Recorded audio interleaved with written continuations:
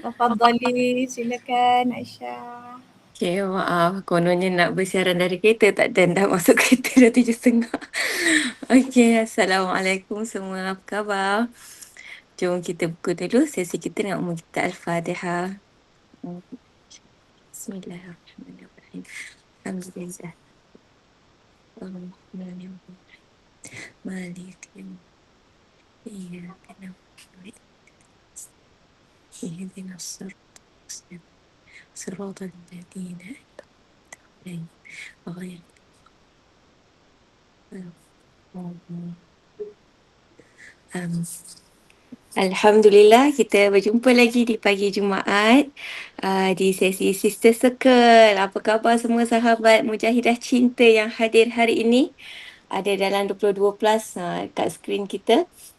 Sihat ke? Oh, Kak Hazah bersemangat. Thumbs up. Awesome lah Kak Hazah. Laju beri respon. Yang lain sihat. Oh, nampak ada Puan Aimi dalam kereta. Buat love. Saya sambut. Saya sambut. Comel-comel. Kak Pada pun sambut bagi love. Alhamdulillah. Ada anak anda juga dalam kereta tu. Okey. Semoga selamat tiba ke destinasi kan. Sambil drive. Ada antara kita kan yang drive macam Puan Aimi. Dan sambil drive tu tambah ilmu kan. Manfaatkan. Ni habit yang sangat bagus. Kalau productivity punya orang tu memang dia sukalah. Dia kata manfaatkan kereta, jadikan kereta your classroom, dia kata, supaya kita dapat bina pemikiran kita, bina habit kita dan juga bina circle yang baik, insyaAllah. Harapnya kami ni pun menjadi circle yang baik lah pada satu sama lain kan, kita semua ni. Okey, terima kasih pada yang beri respon. Ada yang ada tulis di chat ke? Sebab Aisyah tak dapat masuk tadi. Okey.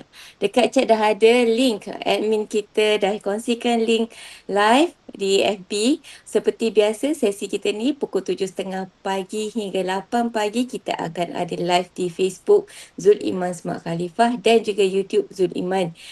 Sesi live ni, semasa sesi live Kak Bada akan bacakan buku. Kita ada buku Tarbiyatul Aulad. Sekarang kita sedang mengupas buku Tarbiyatul Aulad, Pendidikan Perkahwinan dan Fiqh Anak. Buku pertama. Okay, so semasa sesi ni lelaki boleh dengar. So kita boleh manfaatkan link, nak share pada suami kita ke kan. Kalau ada guru nak share pada geng-geng guru, WhatsApp guru, untuk lelaki pun boleh dengar. InsyaAllah moga mereka pun dapat manfaat. Kemudian kita akan off live dan kita akan teruskan dalam sesi Google Meet ini. Kita perempuan-perempuan sahaja. Pada waktu tu lelaki dah tiada. Jadi soalan, perbincangan semua dibuka pada waktu tu. Bolehlah kita nak kongsi pandangan ya. Boleh berbincang dengan gembira insyaAllah. Okey, saya nampak Dr. Hamizah pun dalam kereta hari ni bukan kat rumah, on the go. Harap semua dah breakfast. Kalau belum breakfast pun dah minum air ke, dah bersedia minda dan juga niat di hati kita hari ini untuk menambah ilmu, mendengar semua kerana Allah. Kita nak jadi baik kan? Kita semua khalifah Allah, nak jadi lebih baik insyaAllah. Okay, topik hari ini, siapa tahu topik hari ini? Topik hari ini ialah perasaan psikologi ibu bapa kepada anak-anak. Ni psikologi ibu bapa. Okay, jom kita dengarkan. Silakan Kak Bada. Terima kasih Aisyah. Alhamdulillah, jazakillahu khair. Aisyah nak bergerak ke kereta kot. Sempat membuka majlis kita insyaAllah. Lepas ni ada meeting insyaAllah pukul 9 sekali dengan Aisyah. Alhamdulillah. Kita panjatkan syukur kepada Allah Subhanahu Wa Taala. Hari ni 16 Safar. Betul ke? Kalau ada tak salah betulkan ya insyaAllah. Maksudnya kita dah berada di 16 Safar. Bulan depan Rabiul Awal pula. Masya-Allah, tabarakallah. Kita serahkan seluruh rasa syukur kita kepada Allah Subhanahu Wa Taala. Alhamdulillah. Alhamdulillah, alhamdulillah, alhamdulillah. Alladzi nahmaduhu wa nasta'inuhu wa nastaghfiruh.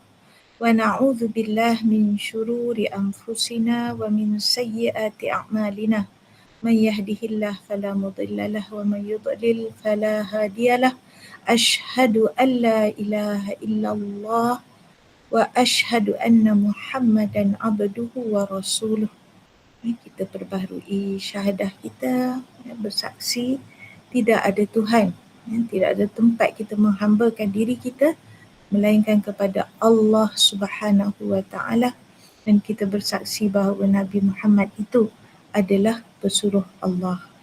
Alhamdulillah. Allahumma salli ala Muhammad wa ala ali Muhammad kama sallaita ala Ibrahim wa ala ali Ibrahim wa barik ala Muhammad wa ala ali Muhammad kama barakta ala Ibrahim wa ala ali Ibrahim fil alamin innaka Hamidum Majid. Alhamdulillah. Allahumma hdina wa saddidna. Amin ya rabbal alamin. Okey, kita seperti yang Aisyah dah maklum, kita berada di bab ketiga. Kita dah selesaikan 2 bab daripada buku ini. Kita berada di bab yang ketiga, buku pendidikan perkahwinan dan fiqh anak. Ia adalah jilid 1 daripada 4 jilid Tarbiyatul Aulad fil Islam oleh Syekh Abdullah Nasir Alwan.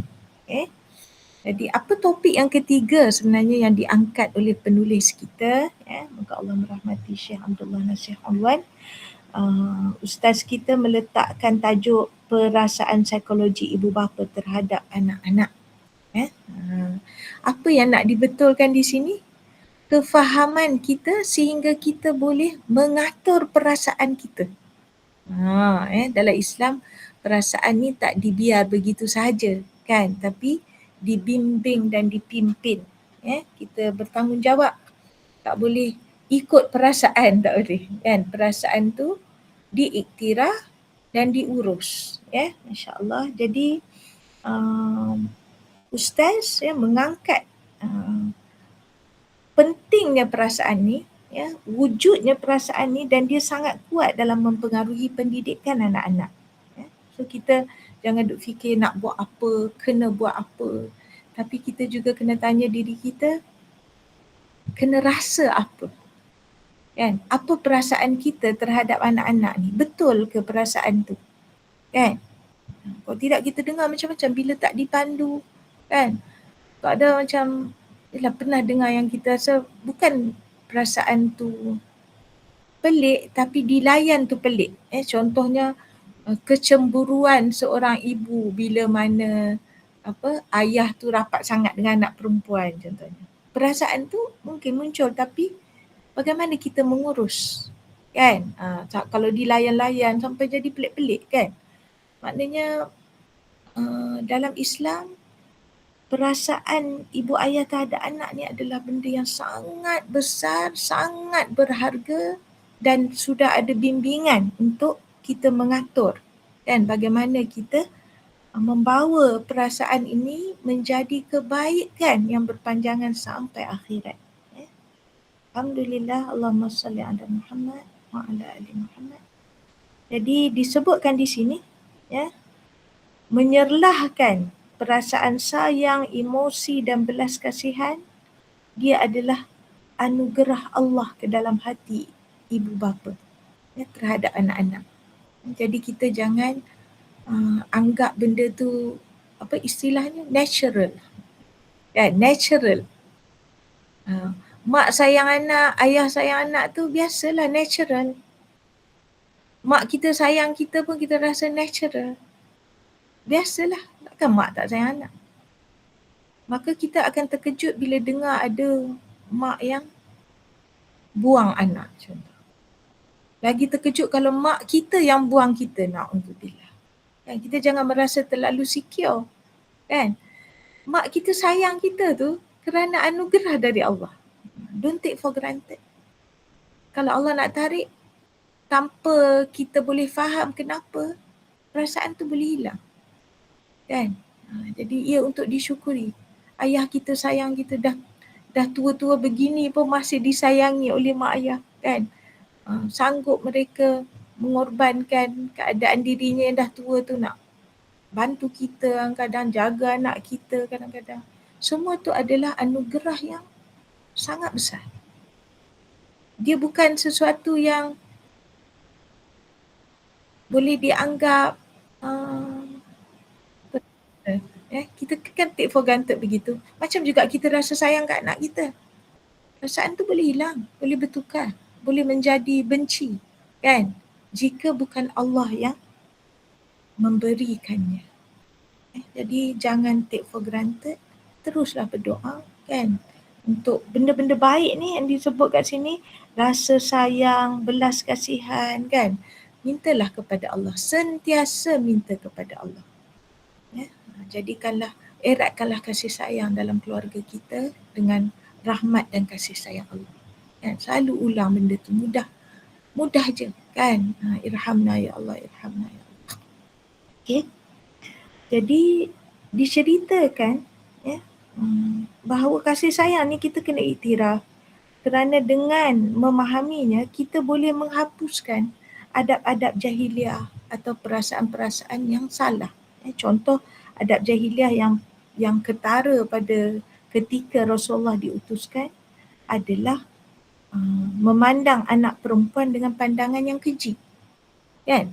Tak boleh kita fikir macam mana ibu melahirkan anak, kemudian anak tu kerana dia perempuan dia dipandang keji. Dianggap memalukan keluarga. Kak dia pun tak tahu zaman tu ayah je ke macam tu, ke mak sekali pun macam tu. Kita pun tak tahu sebab ni mak ni perempuan kan. Dia pun memandang keji ke ataupun dia akan menjadi sedih dan mungkin merasa terhina kerana masyarakat memandang hina kepada anak perempuan kan.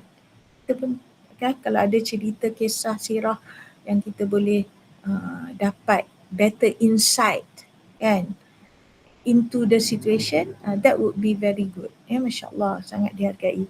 Setakat ni kita selalu dengar kisah ayah-ayah yang pernah dengar tu ayah yang menanam anak perempuan kan. Jadi nak cerita pada zaman tu masyarakat jahiliah memandang anak perempuan dengan pandangan yang keji. Kemudian daripada perbincangan bab 3 ini juga kita akan mengetahui apakah ganjaran besar yang menunggu mereka yang sabar ketika menghadapi kehilangan dan perpisahan dengan anak.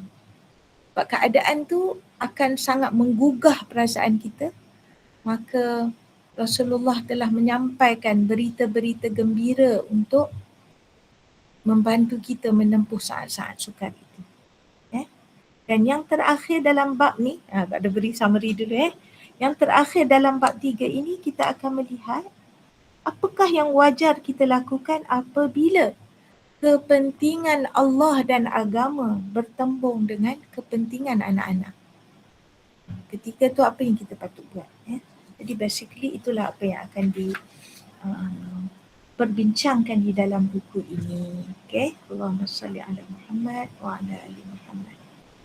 Okay. Poin pertama di muka surat 106 untuk yang ada buku. Untuk yang ada buku di muka surat 106. Poin pertama adalah merupakan fitrah ibu bapa menyayangi anaknya. Bila dia merupakan fitrah, dia bukan semula jadi. Maksudnya muncul sendiri. Sebagai macam mana kita kata alam semula jadi. Macam dia tu ada sendiri. Tak, dalam Islam tak. Fitrah bererti apa? Bererti Allah telah memasukkannya. Allah telah memasukkan perasaan sayang ini. So don't take for granted. Sentiasa tahu sayang itu dari Allah. Alhamdulillah kita sayang dekat pasangan kita. Allah bagi rasa sayang. Alhamdulillah pasangan kita sayang pada kita. Itu daripada Allah. Ayah kita sayang pada kita. Mak ngah kita sayang pada kita. Semua tu kena disyukuri kerana dia bukan datang hanya dari hati mereka, tetapi titipan anugerah dari Allah. Jadi kita mensyukurinya dengan bersyukur kepada Allah dalam masa yang sama. Sekiranya perasaan kasih sayang ini tiada dalam hati mereka, sudah pasti ras manusia, keturunan manusia ini akan pupus di muka bumi. Kan? Sebab baby kan lahir lemah.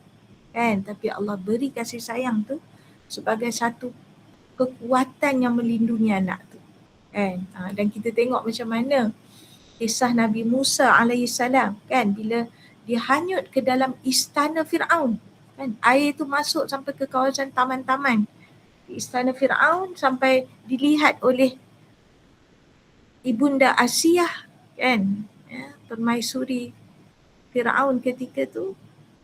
Dan Allah kata Allah telah memberi rasa sayang bila dia pandang baby tu sayang. Itu sebagai satu bentuk tentera Allah untuk menyelamatkan Nabi Musa kan.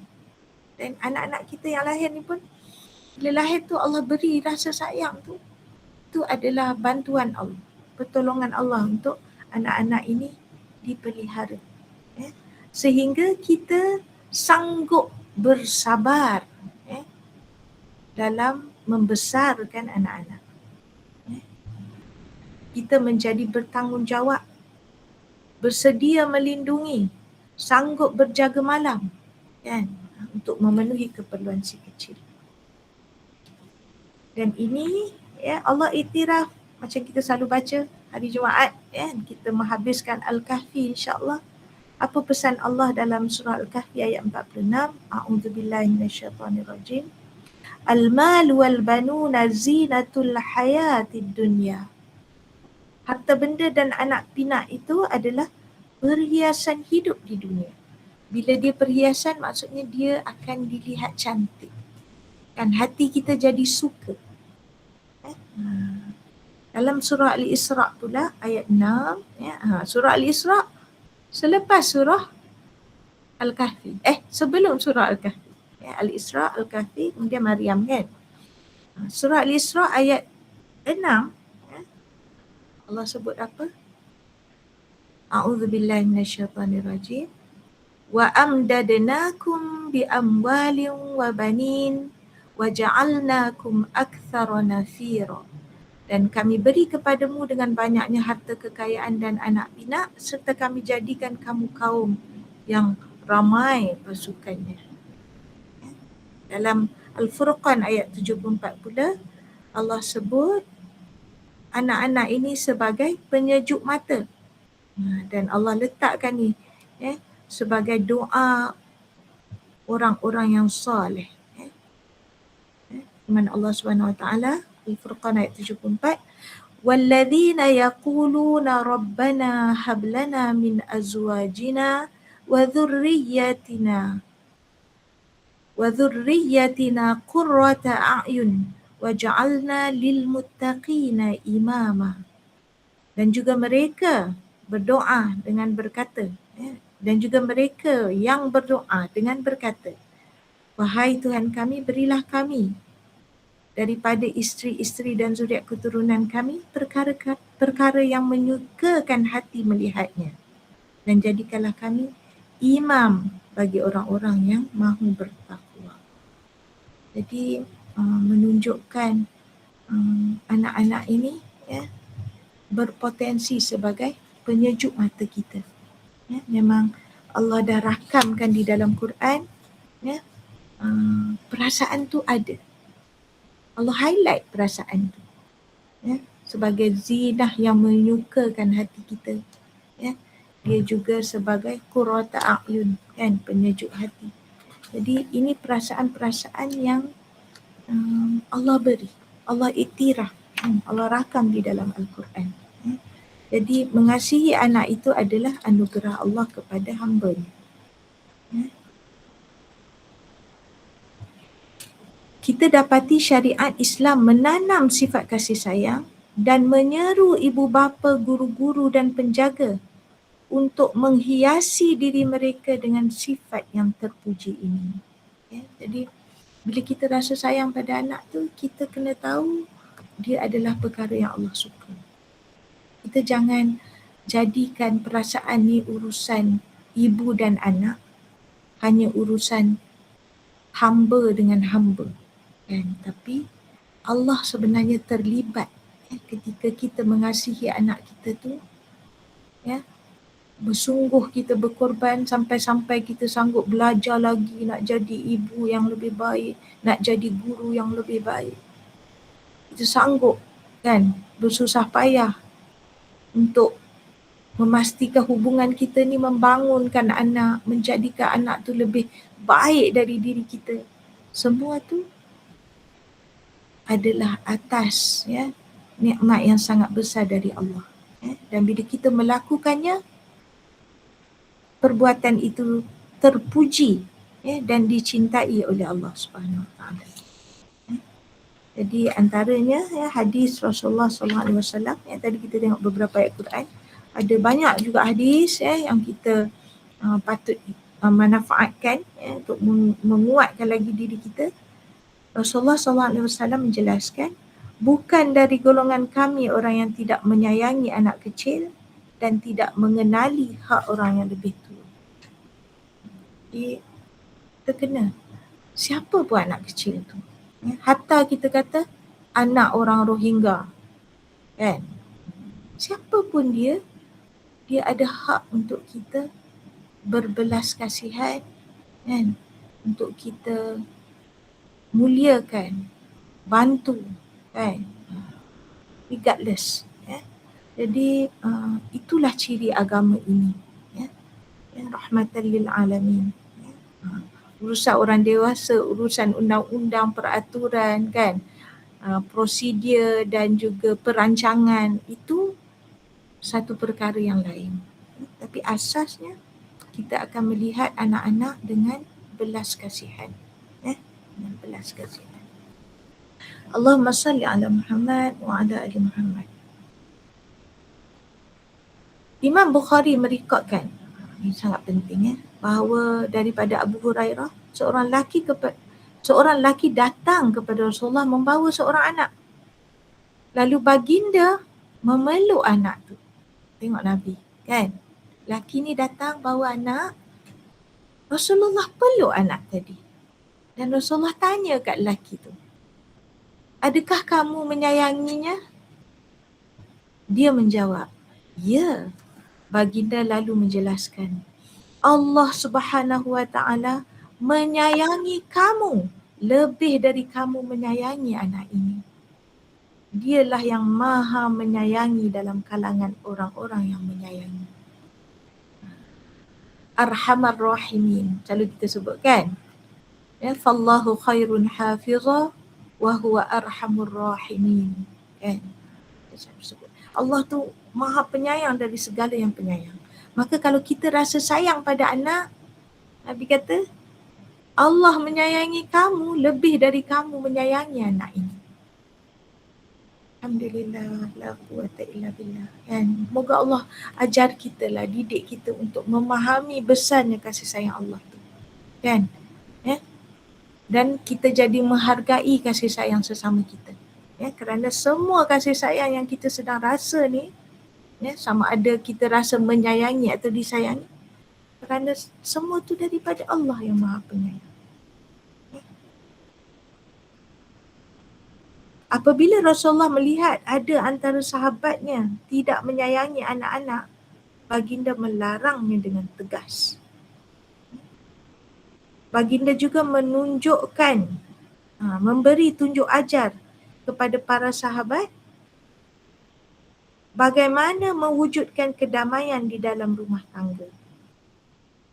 Contoh kat sini kisah lelaki Badui lah, kan, yang dia bagi tahu Rasulullah. Dia kata, Rasulullah bertanya kepada lelaki Badui ni, adakah kamu mencium anak-anak kamu?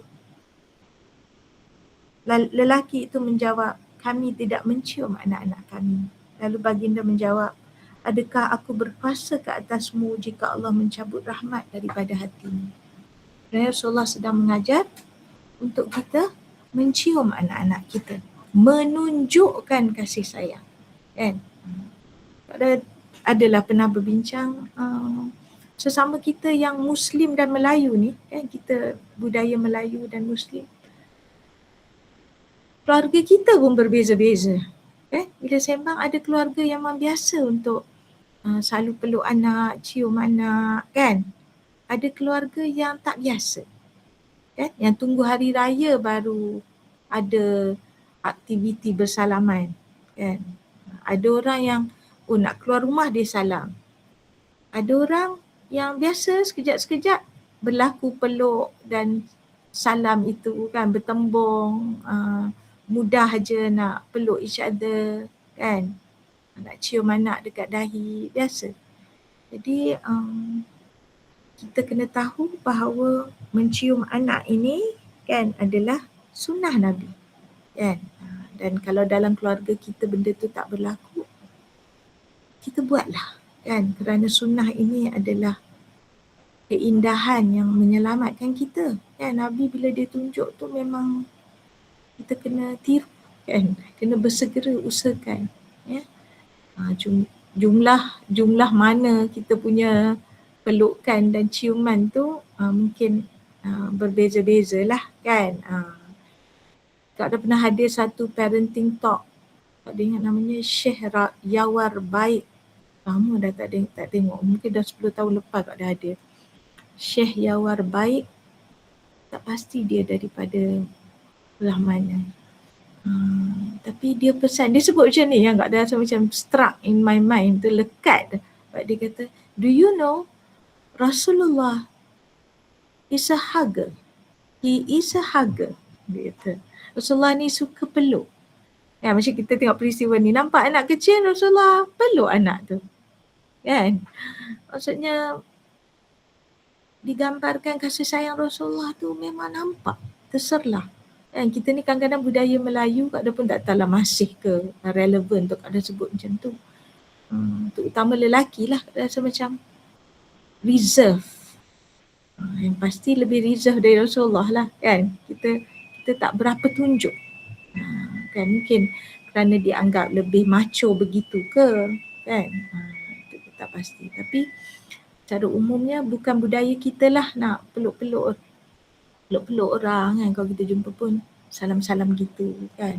Hatta dengan anak-anak pun ramainya, terutama bila dah dewasa, dah tak peluk sangat kan.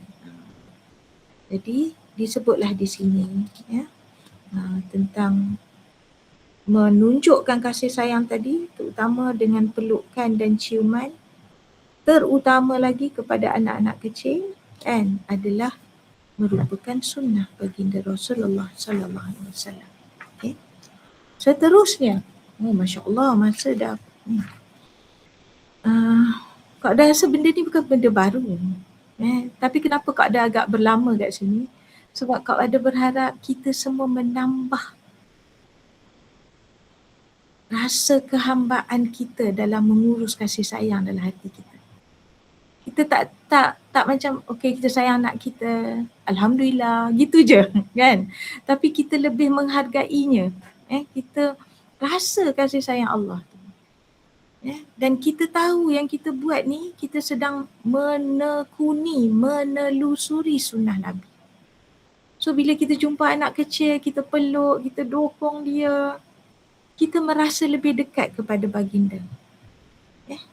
Kita nak menambah ni kualiti ketaatan kita kepada Allah, kualiti cinta kita kepada Rasulullah dalam perkara yang selama ni memang ada di keliling kita, tapi kita menerimanya dengan kadar yang belum wajar kan, tak sampai lagi kan. Jadi pada keadaan ni bukan satu perkara baru, tapi kita mahu memahaminya dan menempuh segala rasa sayang dan cinta kita pada anak-anak ini dengan sandaran yang kuat kepada Rasulullah dan kesyukuran yang besar kepada Allah SWT. So the more we love our children, the closer we get to Rasulullah and towards Allah. Kan? Kita nak macam tu. Kita nak mengiktiraf tu dan merasa bahagia bahawa akhirnya kasih sayang kita ni adalah kasih sayang yang diikat dengan limpahan redha Allah Subhanahu wa taala. Alhamdulillah. Moga Allah berkatilah kan perbincangan yang nampak mungkin mudah. Tapi beginilah kan kita sebagai hamba ni Tak pernah lagi cukup penghargaan kita kepada Allah hatta pada benda-benda yang terlalu jelas dalam kehidupan kita. Macam berasa kasih sayang pada Allah, kasih sayang kepada anak-anak ni, dia adalah refleksi kan untuk merasa kasih sayang Allah tu sedang melimpah di keliling kita kan. La quwata illa billah.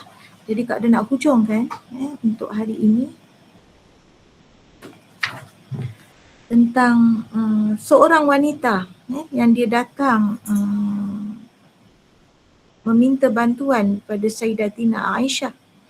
Jadi Sayyidatina Aisyah radhiyallahu anha memberi wanita itu 3 biji tamar.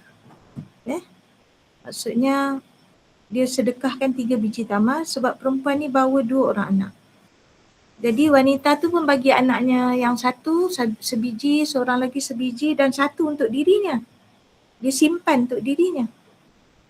Tapi dia kata lepas dua-dua anak ni makan tamar masing-masing, anak-anak tu masih pandang kat mak tu macam tak cukup.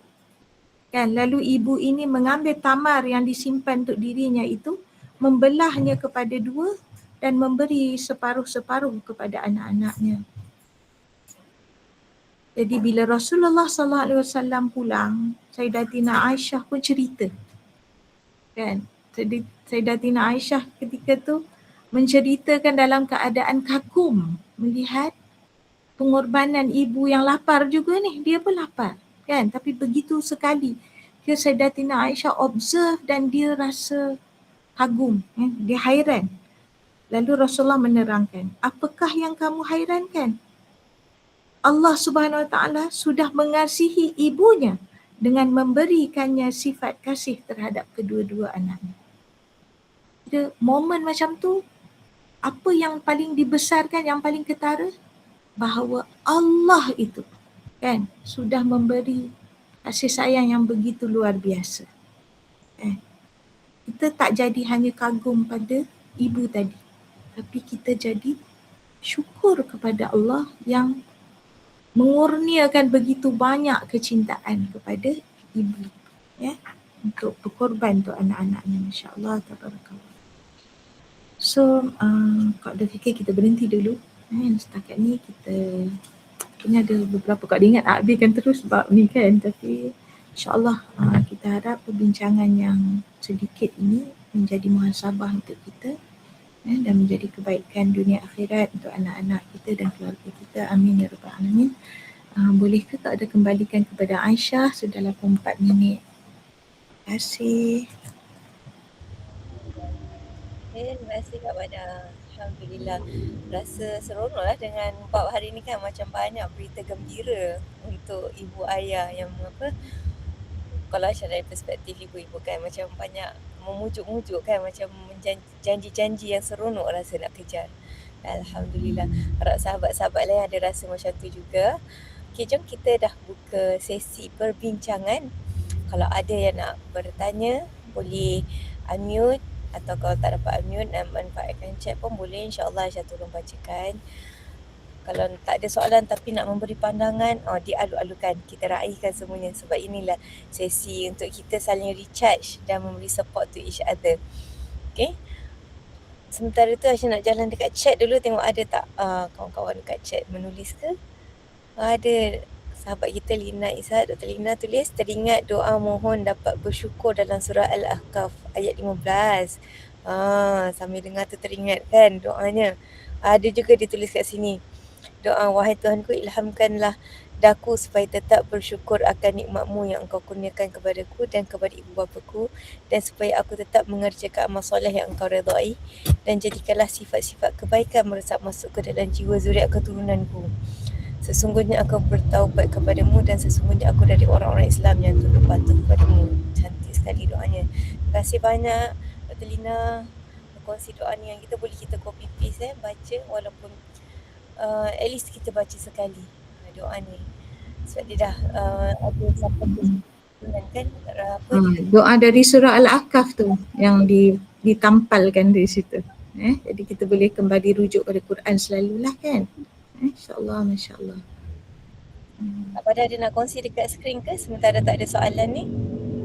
Baik, sementara tunggu soalan, Kak ada takut terlupa nak update yang esok kita ada program ni, Masya Allah, Tabarakallah, komunikasi efektif ibu ayah sebagai asas keluarga bahagia. Sharing ni akan disampaikan oleh adinda kita, sahabat kita Puan Farah Wahida, InsyaAllah pada esok hari 1 Ogos 8 pagi hingga 9.30 pagi.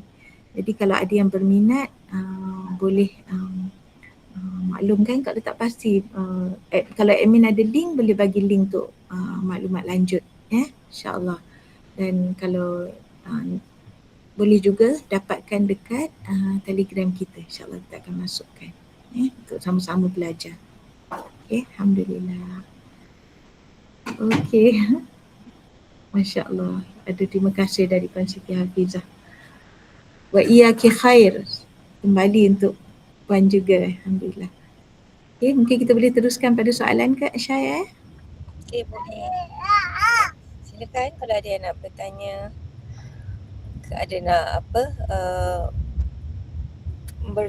contohnya tak pernah ke kan peluk anak ke, macam mana nak mula ke, boleh je kita sama-sama, sebab dalam ni saya percaya ramai yang ada pengalaman-pengalaman yang boleh membantu kan.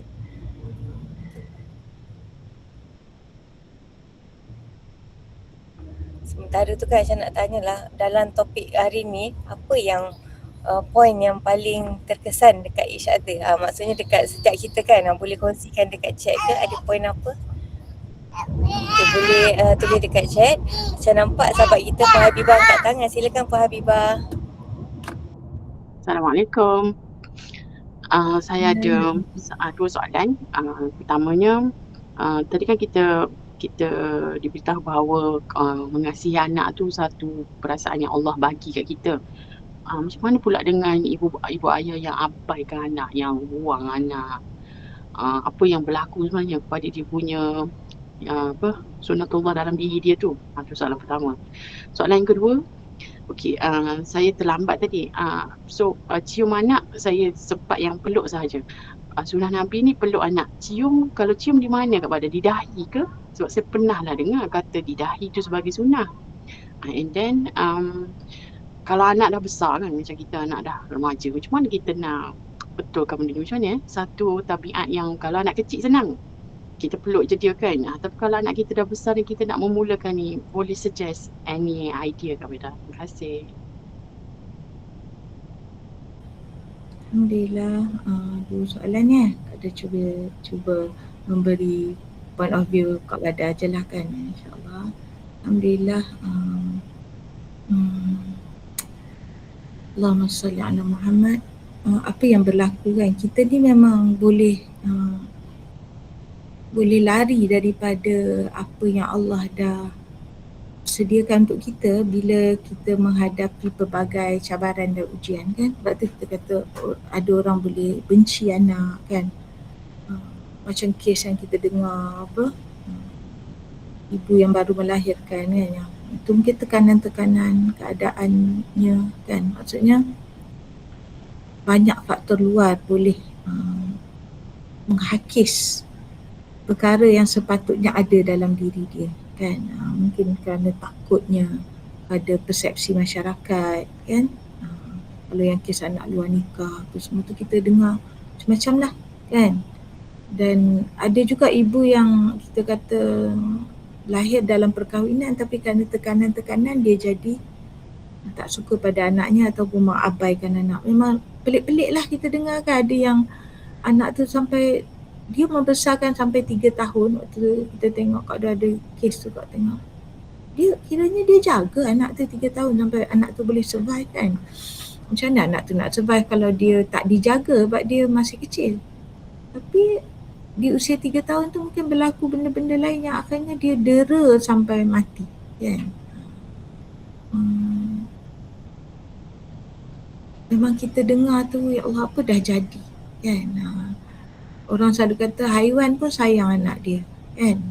Maksudnya kita manusia ni, kita ada nafsu yang kalau tidak dibimbing dia boleh jadi jauh larinya, pergi to another extreme Malah rasa kasih sayang ni pun boleh pergi tu another extreme juga, kan.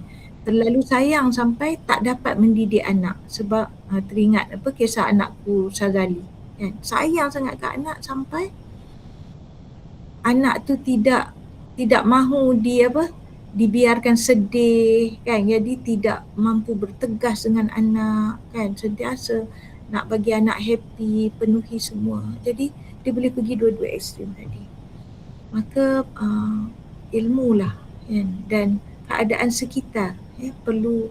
Sebab tu dalam Islam ni bukan hanya kita kena ada ilmu, kita juga diminta mencari suasana yang solehah, bi'ah solehah.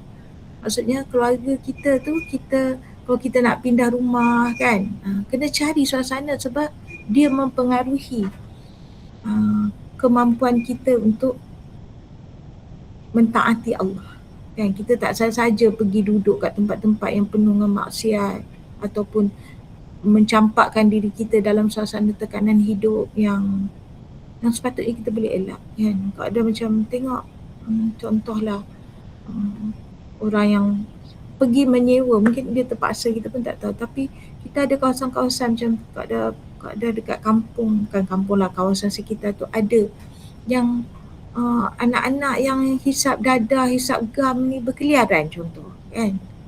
Keadaan-keadaan tu kadang-kadang menjadikan kita gagal memanfaatkan fitrah tadi, kan. Kita jadi marah, kita jadi anxious dalam nak mendidik anak kita bila kita pergi duduk dalam keadaan ni, kan, menyewa di perumahan yang begini, kan. Kak ada bila pergi ziarah saudara kat situ pun Kak ada pun jadi takut. Kak ada membayangkan ni benda-benda ni lah yang boleh mencabar fitrah kita yang asal lah. Anak-anak tu pun kasih sayang nampak suka nak dibentuk dalam keluarga, ya. Mak-maknya, kan, ada lepak-lepak tu, kan, jenguk-jenguk rumah orang sebelah. Maknanya kita mudah untuk terbabit lah. Kadang-kadang maksiat ni bukan tunggu besar-besar je, mengumpat jiran, kan, berlumba-lumba beli benda tu, beli benda ni. Ada budaya-budaya ni. Jadi fitrah sebagai ibu ni kita nak bangunkan dalam keadaan sihat, kita perlukan sokongan keluarga dan kita kena pilih komuniti mana kalau boleh, kan. Kalau ada kemampuan, pilihlah komuniti yang sihat, yang baik untuk kita besarkan anak-anak kita. Kalau tidak, yang kita duk dengar tu macam yang Pak Habibah tanyakan tadi, kita percaya dalam banyak keadaan dia tidak mendapat sokongan tu lah, kan, untuk fitrah tu dikukuhkan hingga membuahkan pendidikan yang terbaik untuk anak. InsyaAllah berusahalah, kan, untuk menjaga fitrah ni dan mengiktiraf bahawa dia rasa kasih sayang tu daripada Allah supaya terus-terus mendapat ditambah Allah, kan, dengan nikmat ini. Okay. Allahumma salli ala Muhammad. Yang kedua tadi Aisyah ingat tak? Yang pertama tentang anak dia yang dah besar macam mana yang okey, Masya Allah. Okey, semua orang ada baseline lah, kan. Secara umum how weird benda tu pada kita, masing-masing ada jarak dia sendiri, kan. Mungkin ada yang dah yang dia dah sembang, dah mesra dah, kan, cuma fizikal je belum. Jadi ikut tahap masing-masing lah. Kalau keadaan relationship tu dah mesra cuma kita tak buat sunnah peluk cium anak ni, mulakanlah dengan biasakan tepuk-tepuk bahu anak, kan. Mungkin begitu dulu. Kalau dia salam dengan kita tu, dah salam, kita gosok sikit ke rambut dia, kan. Tengok how far kita daripada peluk tu lah. Pergilah dengan langkah-langkah kecil sebab dia akan lebih kekal, kan, dan lebih selesa untuk semua orang, kan. Dan ada benda yang kita kena intentionally tau. Kak ada bagi contoh je, Kak ada anak-anak Kak ada dah 2 orang dah 30 lebih, semua dah besar-besar lah ni, kita gambarkan, kan, boleh gambarkan. Kak ada punya antara komitmen Kak ada adalah jangan berhenti mengusap kepala mereka. Ni contoh. Kak ada kena buat komitmen tu sebab Kalau tidak kadang tak, dah lah dia orang tinggi pada kita kan. Nak mengusap tu dia kena ada effort. Tapi bila dia orang salam, dia orang tunduk tu, kita usap kepala mereka kan. Contoh, I have to tell myself not to stop. Sebab memang kita macam kadang-kadang macam take for granted, anak dah besar, kecil-kecil dulu kita suka je kan. Tapi bila besar, so I have to remind myself, jangan berhenti mengusap kepala mereka. Macam tu. Jadi untuk situasi ni masing-masing bergeraklah daripada baseline kita. Oh sekarang ni kita dah takat mana? Salam berlaku tak? Kalau salam dah okey, mungkin ketika salam tu kita nak lebih dekat, kita nak tepuk belakang dia ke, cakap kita gembira apa yang dia dah buat hari ni, mention sikit, dapatkan kedekatan tu, barulah boleh sampai level cium kan. Dan cium ni memang dalam riwayat pernah dengar cium dahi, cium pipi kan. So mungkin kalau ada yang ada hadisnya yang lebih spesifik boleh, tapi yang Kak dah pernah baca itulah, mencium dahi, mencium pipi. Ada juga mencium tangan anak. Instead of anak cium tangan kita, kita cium tangan anak kan. Yang ni Kak Pada tak pasti dalam sunnah, Kak Pada tak pernah dengar, tapi ramai ulama kita buat yang Kak Pada quote beberapa gambar yang orang ambil yang ustaz-ustaz kita ni bila anak kecil, especially baby yang didokong tu lah kan, dia yang ambil tangan baby tu cium kan. Ada yang menyebut tentang betapa kita ni yang berdosa, anak-anak tu yang bersih kan. Begitulah gambarannya. Tapi yang tu tak adalah hujah apa yang jelas. Tapi pernah dengar juga mencium tangan anak-anak kecil. So harap kita boleh amalkan lah kan. Adalah juga dengar tips tentang anak perempuan cium kat tempat lain, anak lelaki cium tempat lain, tapi semua tu Kak Pada tak ada maklumat dan sumber yang baik untuk Kak Pada share. Jadi kalau ada yang ada sandaran yang baik untuk maklumat-maklumat tentang cium di mana, cium bagaimana, kita alu-alukan. Terima kasih banyak. Okey kan Aisyah? Syamsi dalam kereta tu. Ya dah kita. Alhamdulillah. Terima kasih Kak Wada untuk penerangannya, harap membantu. Dr. Lina ada berkongsi poin terkesan adalah 4 kata-kata huraian Kak Pada. Kasih sayang adalah tentera Allah SWT agar ibu bapa dapat berjuang untuk melindungi anak-anak. Kan, bila Dr. Lina tulis ni saya pun jadi highlighted again. InsyaAllah moga dapat jadi ibu yang lebih berkasih sayang. Puan Jasmine, betul dah rasa awkward nak peluk yang dah besar. Dia bersetuju dengan Puan Habibah kan, situasi yang sama. Tapi harap dapat kita cubalah langkah-langkah kecil tu kan untuk memulakan sentuhan peluk ke apa dengan anak.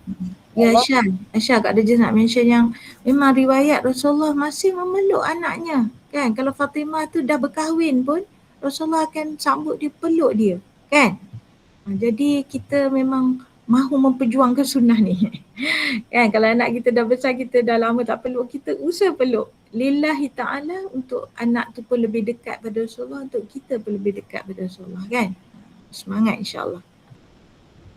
Itu dah ada matlamat yang lagi jelaskan, yang lagi kukuh untuk kenapa kita nak kena buat juga insyaAllah. Dan tadi suka bila Kak Pada sebut komitmen.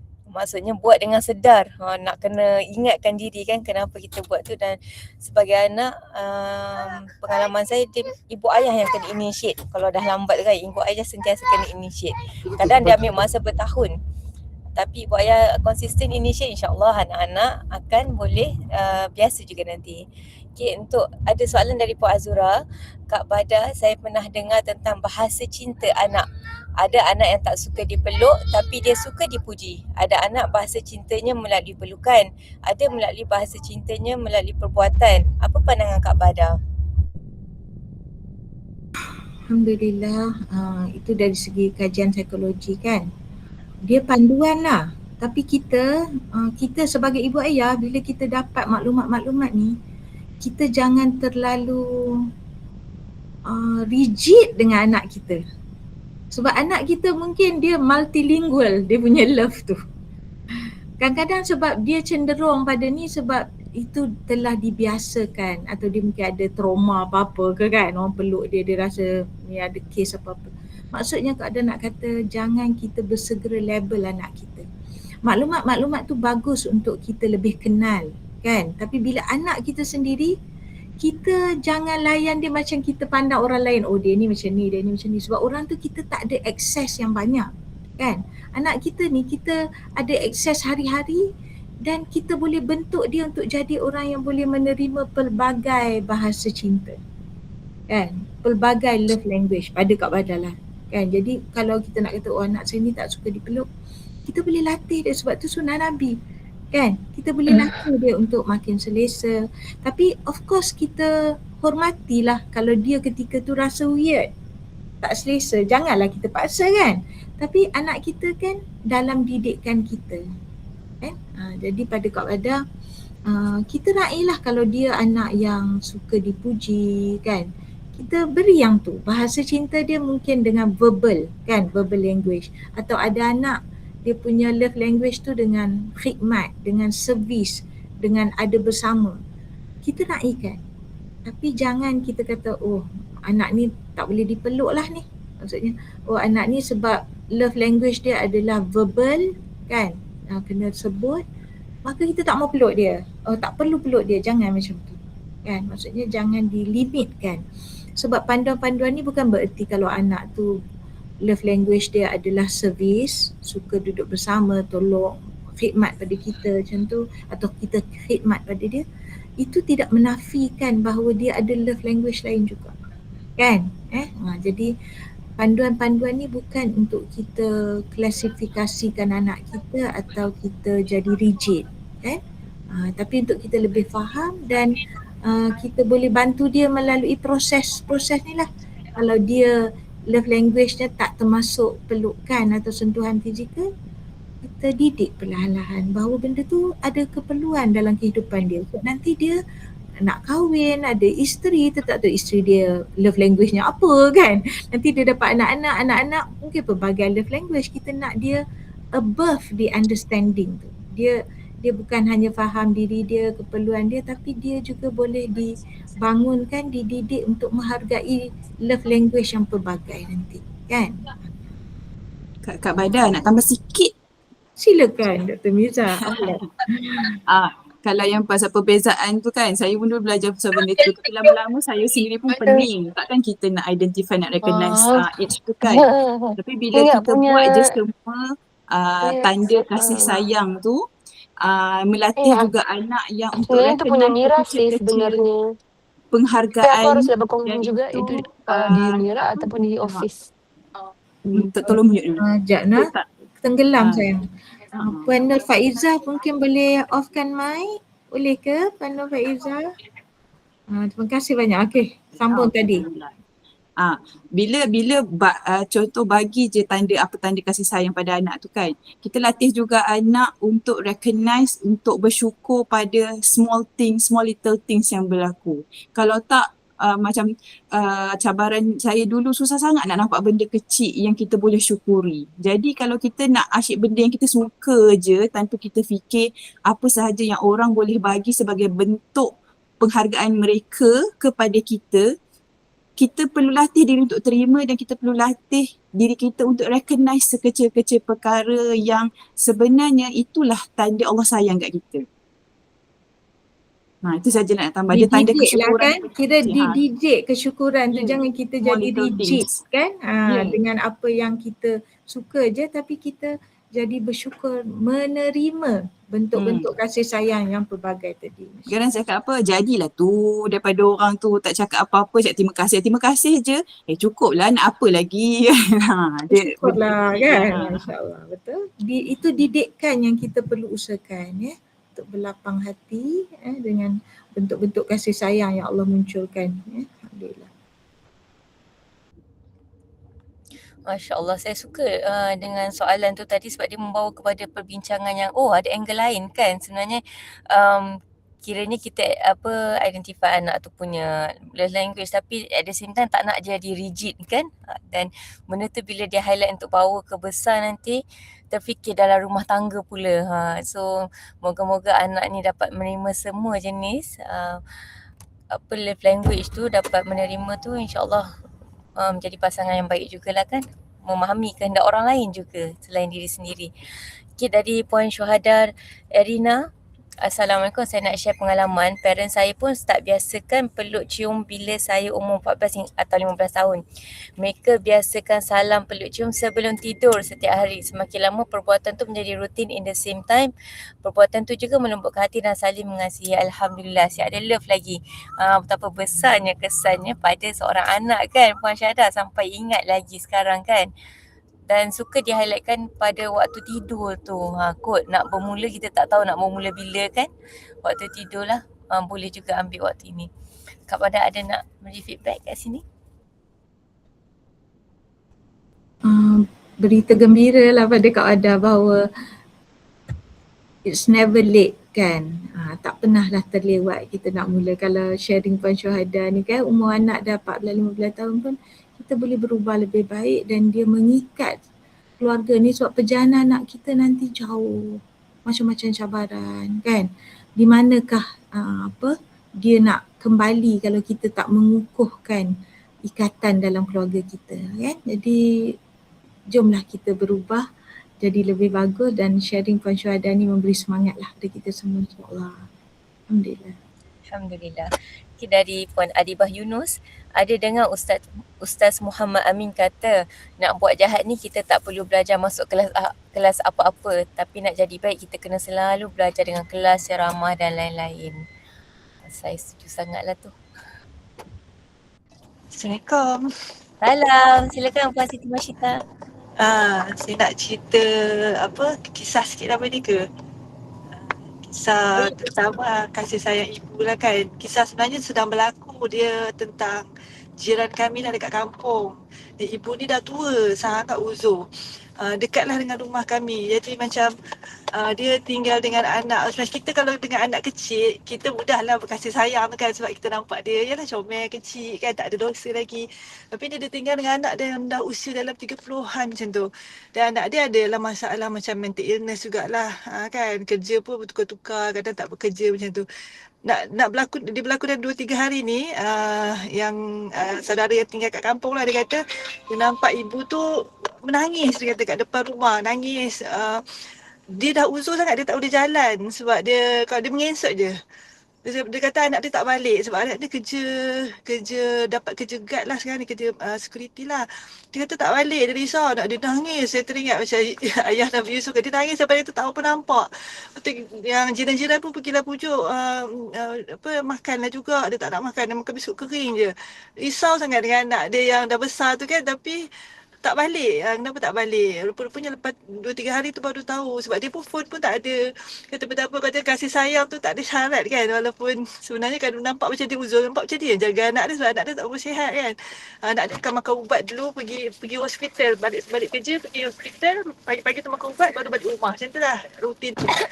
Dan saya kata ya Allah kasih sayang mak ni, tapi pagi ni kami dapat berita rupanya anak tu aksiden.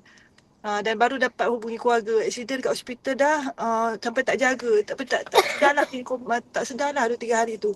Itulah minta doa sahabat-sahabat, semoga anak tu kembali baik-baiklah kan, sebab teruk jugalah kemalangan, tak pasti. Tapi itulah saya bayangkan keadaan nenek tu, ya Allah sangat tua, mengesok-ngesok kan, sangat sayang anak dia walaupun dalam apa juga keadaan anak pun kan. Macam itulah, masya-Allah, hebatnya kasih sayang Allah bagi kepada seorang ibu tu, insya-Allah.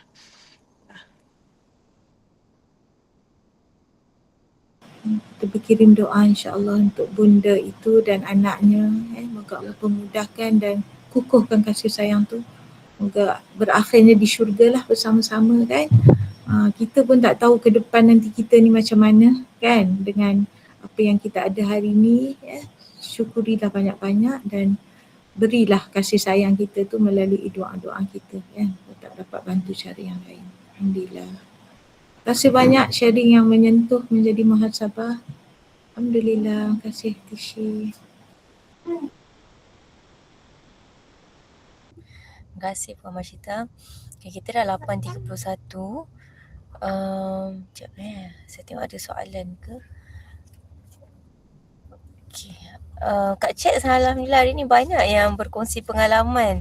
Berkongsi pengalaman. Very good. Mungkin Aisyah boleh baca sekali lalu. Kak Dasar macam tak nampak ada soalan dah. Mungkin kita boleh settle dengan merenung sekejap sharing yang banyak ni. Ada beberapa sharing. Alhamdulillah. Betul. Okay, satu yang pasal fitrah ni ada, boleh kita baca nanti pasal fitrah benda yang dijagakan. Maksudnya kena ada usaha kat situ, dia bukan naturally okey kan, kena sedar tindakan kita. Kak Hazah juga ada sebutkan tentang mencium anak. Kami katakan bahawa sekalipun diharuskan untuk ibu bapa mencium anak secara umumnya, tetapi dikecualikan daripada mencium pada bahagian mulut. Ini saya teringat dalam buku Puan Wan Syakirah. Ada sebut bahagian-bahagian tidak boleh dicium kan. Dan arti kata lain, tidak dibolehkan bagi ibu bapa untuk mencium anak mereka pada bahagian mulut kerana perbuatan mencium mulut hanya khusus untuk suami isteri sahaja. Ini jelas sebagaimana dinyatakan oleh Ibnu Muflih bahawa perbuatan mencium tersebut antara ibu bapa dengan anak tidak boleh selama-lamanya dilakukan pada mulut. Sebaliknya ia dilakukan pada dahi atau kepala. Ada tadi ni sandarannya. Masya Allah, jazakillah. Kak Hazah, tolong cari. Boleh kita ambil ni, baca dan ingat sebab ini sebagai sandaran kita lah. Lepas ni kan kalau orang bertanya ke kita nak buat ke, kita lebih tahu, lebih jelas. Puan Ina menulis amalan yang saya ikut dari Nabi SAW, lupa situasi bagaimana waktu itu, doanya Allahumma faqihu fiddin, letak tapak tangan di dahi. Doa ni pun kadang ada orang bagi pada baby kan, jumpa tengok baby yang baru lahir, jumpa anak kecil terus bacakan. Saya menerima tu, ada orang lain bacakan, kita sebagai ibu macam tersentak dan rasa ada orang doakan anak kita, hadiah paling best. Saya rasa tu hadiah paling best saya terima dari sahabat-sahabat. Bacakan doa terus direct kat muka anak. Puan Ina sampai dengan kawan-kawan anak pun biasa bacakan. Masya Allah. Itu hadiah yang best lah tu untuk kawan-kawan. Sebab kawan-kawan anak kita pun mempengaruhi anak kita kan. Jadi kita nak doakan mereka sama. Puan Hasimah, saya nak kongsi pengalaman saya. Saya dibesarkan dalam keluarga yang peluk itu bukan kebiasaan. Tapi lepas kami adik-beradik keluar belajar, kami belajar bahawa peluk itu sunnah tanda kasih sayang. Jadi kami yang mula peluk ibu ayah kami sampai sekarang jadi amalan kami adik-beradik. Untuk anak-anak pula, mula sekarang jangan tunggu kemudian. Ini dari orang yang berusia kan, berkongsi. Anak-anak, mana level anak-anak yang nak mulakan. Mana level ibu ayah nak mulakan. Okey, yang penting kita mula. Kita yang dah sampai dulu ilmu, boleh mulakan insya-Allah. Nur Hamizah Basri, kita pun jadi orang mudah bahagia bila benda-benda kecil kan kita hargai. Kreatif Ma, semoga Allah memudahkan urusan jiran. Tishi, panggil Tishi ya. Betul ke saya sebut ni ke? Dan diberi kesembuhan sepenuhnya. Okey. Alright, dah mohon undur diri dah, tak apa. Terima kasih hadir. Okay, itu perkongsian tadi dan Kak Bada ada share kan link untuk sesi komunikasi efektif ibu ayah sebagai asas keluarga bahagia untuk esok. Sejam setengah sahaja, boleh dengar dalam kereta ke sambil prepare breakfast. InsyaAllah adalah perkara yang pasti boleh kita nak recharge sedikit kan. Komunikasi kita tak dapat semua, dapat satu pun sangat membantu. So pada Aisyah, kita dah go through semua dan suka sangat topik hari ni yang memberi pengalaman dan cucuk semangat. Cucuk semangat. Dia bukan mengentak-entak tapi mencucuk semangat untuk berbuat baik pada orang paling dekat dengan kita dalam bawah bumbung kita kan di rumah kita. Kak Bada ada pesanan akhir? Silakan. Tiada Aisyah. Terima kasih banyak sebab Kak Ada pun banyak belajar insya-Allah. Moga diberkati semua perkongsian daripada sahabat-sahabat hari ini. Alhamdulillah, terima kasih Kak Bada untuk hari ini dan terima kasih juga saya ucapkan pada semua sahabat Mujahidah Cinta yang hadir, mendengar, berkongsi, memberi pandangan, bertanya soalan, semuanya moga dicatat malaikat sebagai kebaikan kita bersama. Mohon dihalalkan 5 minit yang terlebih ini, kita tangguh dulu sesi kita dengan tasbih kafarah dan salatul az. Subhanallahumma wa bihamdika.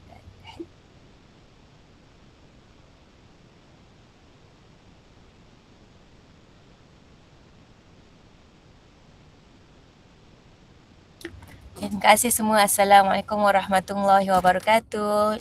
Ingat Terima kasih semua. Waalaikumsalam warahmatullahi wabarakatuh. Ma'assalamah semua.